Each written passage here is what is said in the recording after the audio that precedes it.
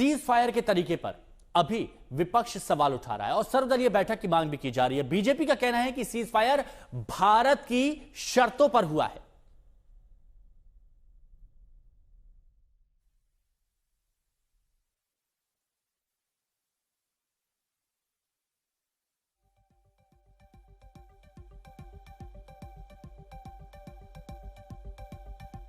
जो हुआ है उसकी आवश्यकता थी, शांति की आवश्यकता थी, लेकिन उससे पहले आतंकियों के जड़ों पर हमला करने की जरूरत थी। लेकिन केंद्र की सरकार ने इसका पॉलिटिकल लाभ लेने का प्रयास किया, जबकि इसका पूरा श्रेय देश की सेना पर है और सेना पर हमें गर्व है। पूरा हमने जो सीज फायर किया है हमारे देश में तो हमारी शर्तों के आधार पर किया है और हमारी जो हमने शर्तें रखी उसका उल्लंघन होगा तो फिर आगे सोचेंगे कि हमें क्या करना है। आज मदद हुई, नहीं तो चाहते मोदी तो मिट जाता, 2 घंटे के अंदर मिट जाता। कितना अमानवीकृत कर रहा था, जहाँ आदमी है वहाँ मारना।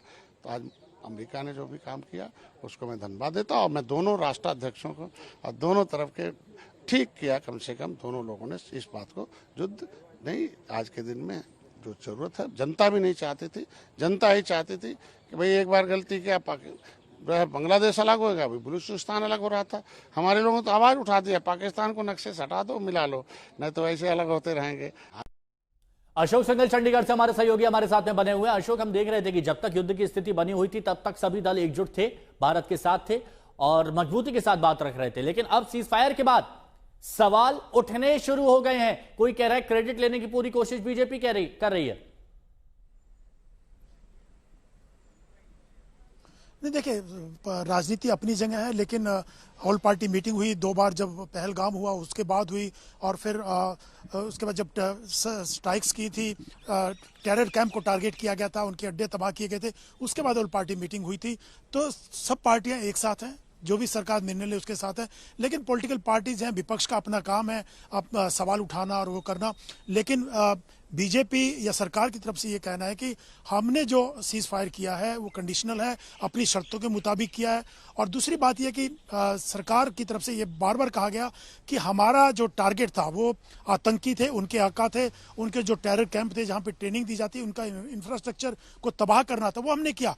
हमने कभी सिविलियंस को टारगेट नहीं किया। टारगेटेड हमारे हमले थे, पिन पॉइंट करके किया गया और बहुत सीमित थे। तो इस बात को उन्होंने बहुत ख्याल रखा। बार बार भारत ने अपनी भारत बहुत स्पष्ट था इस मामले पर और ये पूरी दुनिया ने देखा है कि भारत बहुत स्पष्ट था, सिविलियन निशाना नहीं थे। हमेशा शांति और संयम बनाने की बात भारत की तरफ से की गई है। शुक्रिया आपका हमारे साथ जुड़ने के लिए।